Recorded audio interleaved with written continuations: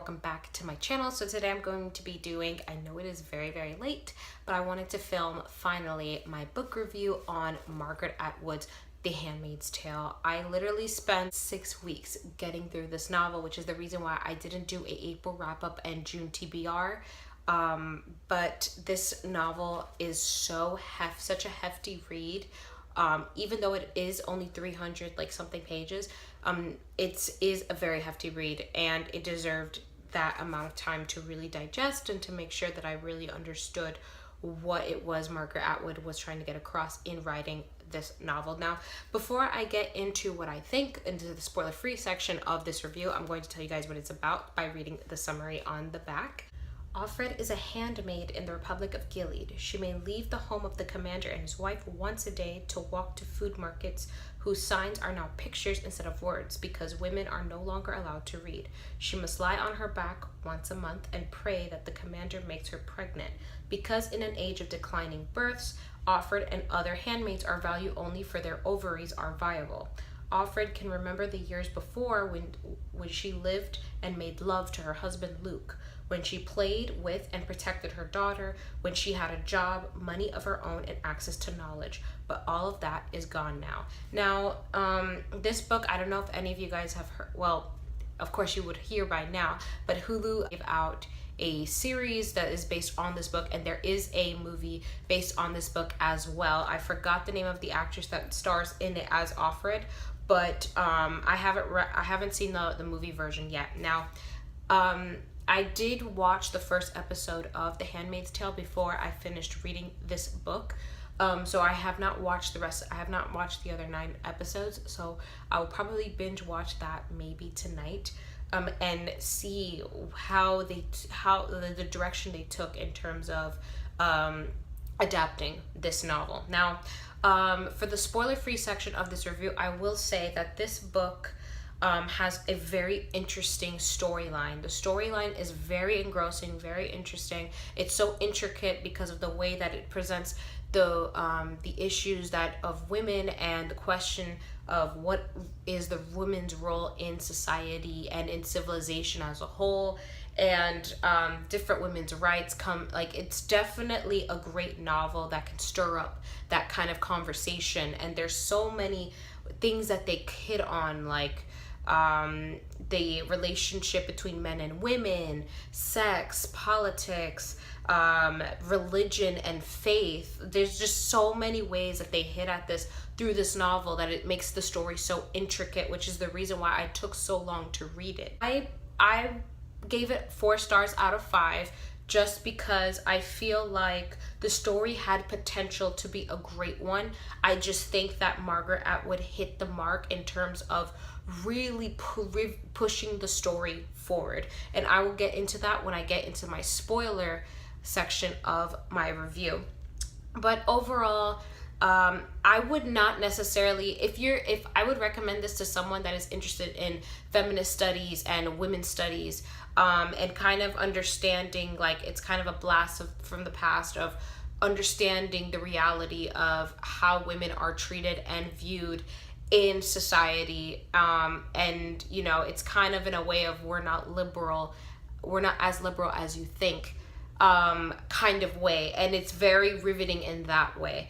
But I do feel like there are several things, for me at least, in this book that makes me feel that Margaret Atwood really missed the mark. Now, if you have not read the book, I would highly suggest that you probably stop the video right now, go read it, and come back, just because from this point forward I will be talking at length about different aspects of this book that I liked and disliked. So without further ado, let's jump right into it.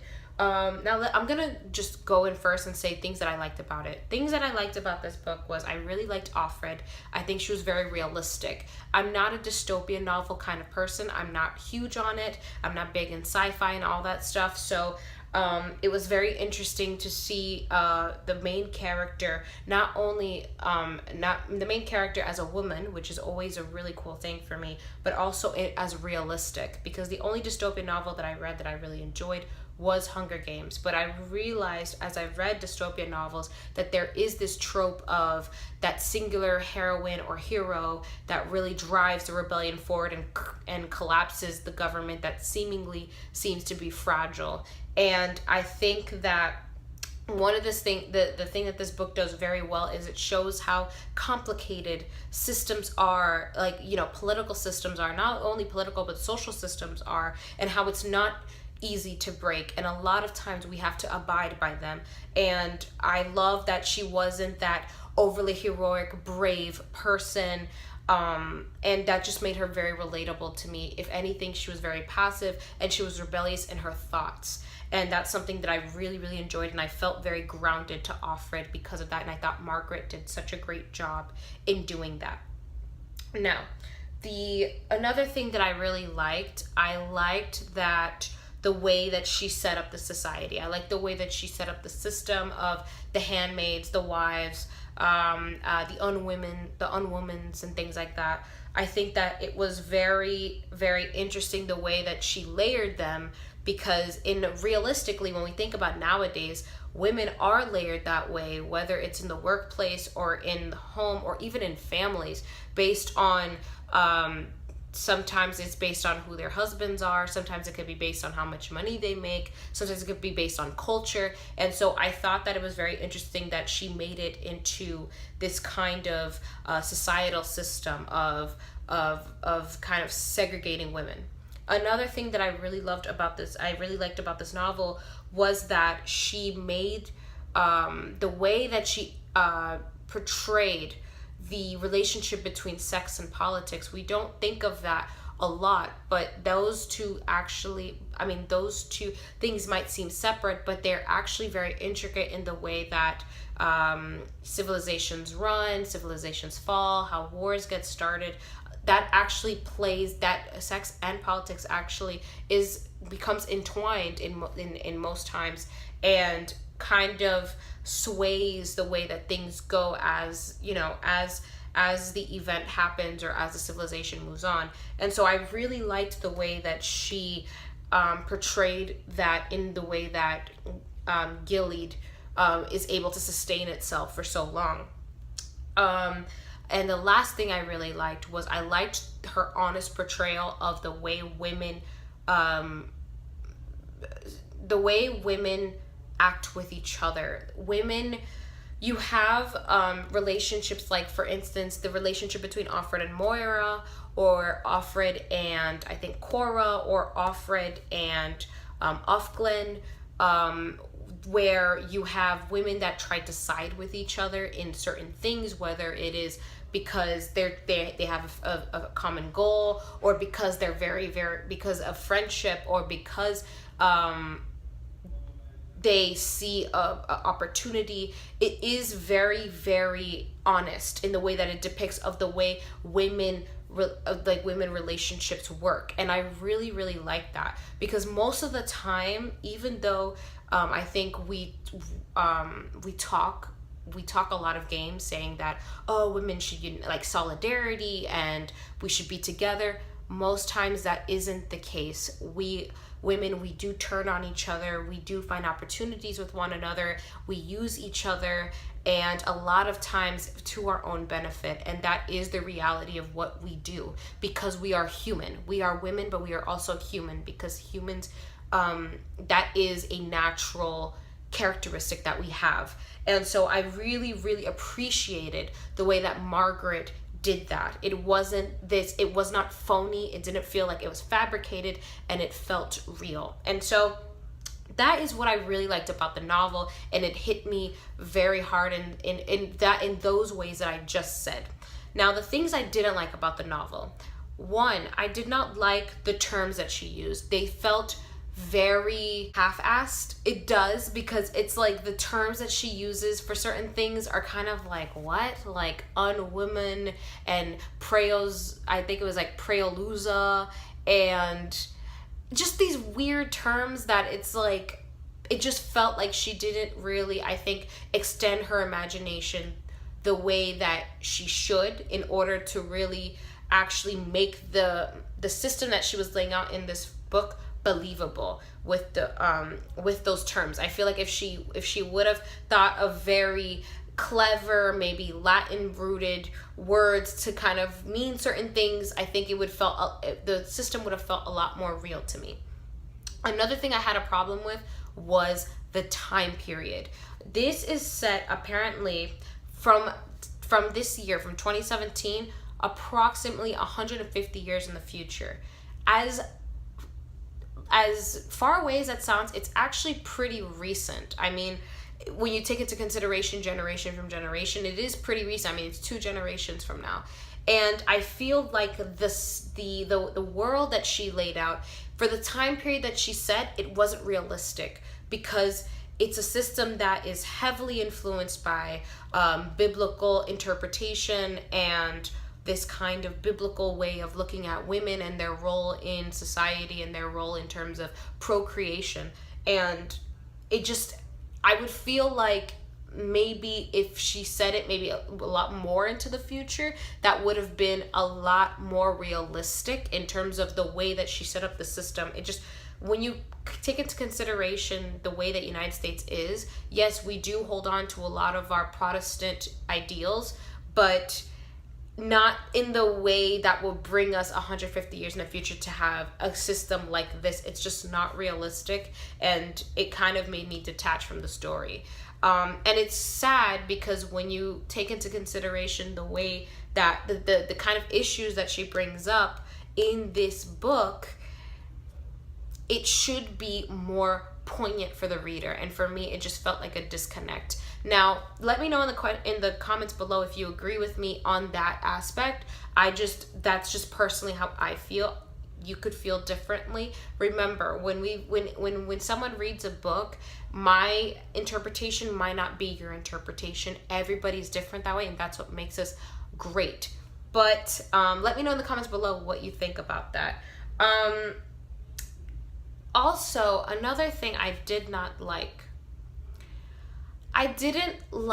and this is my problem with most feminist literature that I have read so far, is that there is this way of belittling men's role in terms of social interaction, in terms of just everyday living.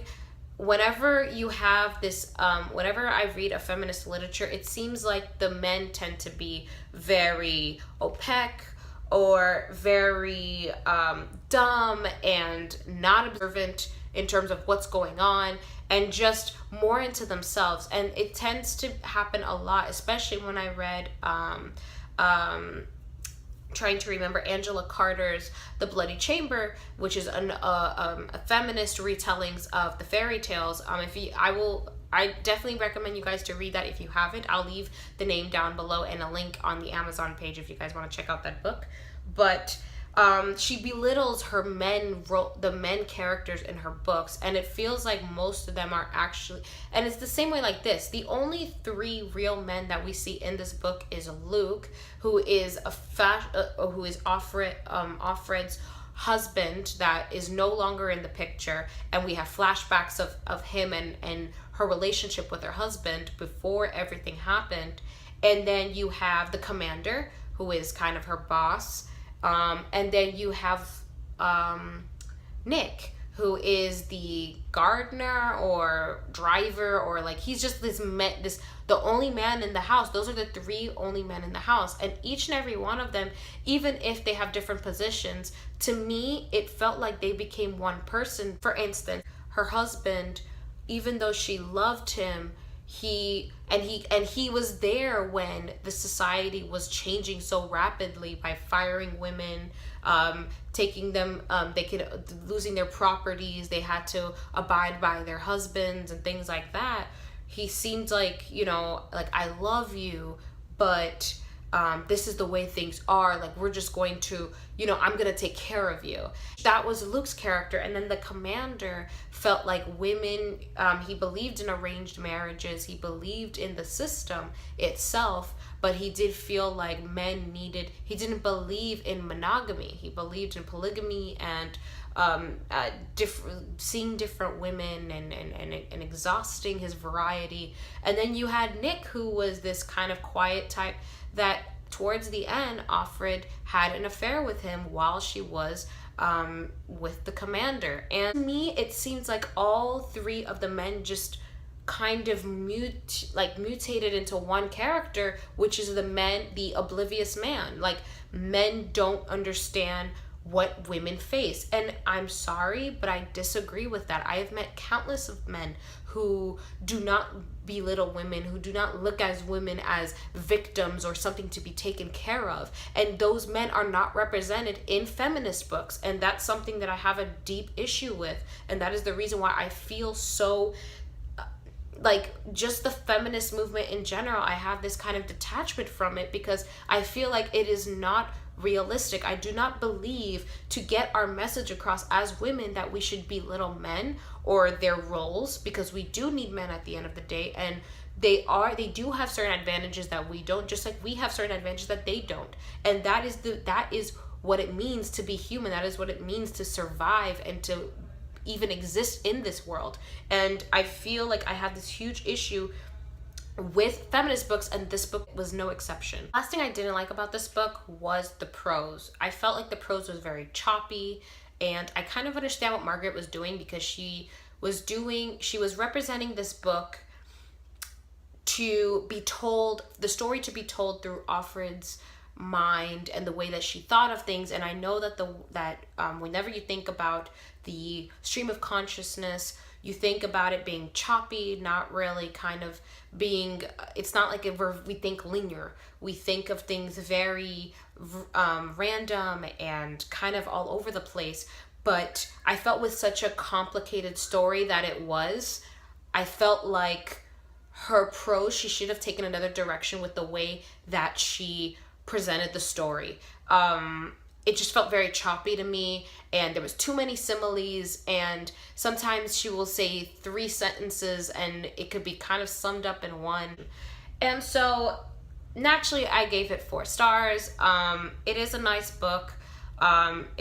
She did miss the mark on those the negative parts that I told you. I feel like if she kind of gave it, I felt like the story needed more thought at the end of the day. It felt like if she spent more time maybe editing, not only I wouldn't say research per se, but she kind of felt more, I think if she spent more time on her characters and really building her characters and thinking about what a system like this would mean in United States in the not so distant future, what that would mean, I feel like the book would be a lot more powerful than it was. It just did not do what it was meant to be for me. Now, you guys are free to agree or disagree. Let me know in the comments below what you guys thought about The Handmaid's Tale. Before I finish, currently, because this was such a hefty read, I wanted to do a little bit of a lighthearted reading. So I am currently reading Breakfast at Tiffany's by Truman Capote, and the collection of short stories that he has. I will probably do a review on this just because I'm probably nearly finished with Breakfast at Tiffany's, and I still have 3 other short stories that he wrote in this book, and I'm really enjoying the book. But yeah, so hopefully this month I'll get to read more books. I'm hoping to read The Bluest Eye by Toni Morrison right after I finish this, just so I can have a break in between like those hefty big reads for the summer. But I'm hoping to at least get through 6 books in the next 2 months. So fingers crossed, we will see. Anyway, thank you guys so much for watching. I appreciate each and every one of you guys. And my next video, I will be doing a review on everything, and I'm really excited to get that out to you guys. So anyway, I will see you guys next time. Bye.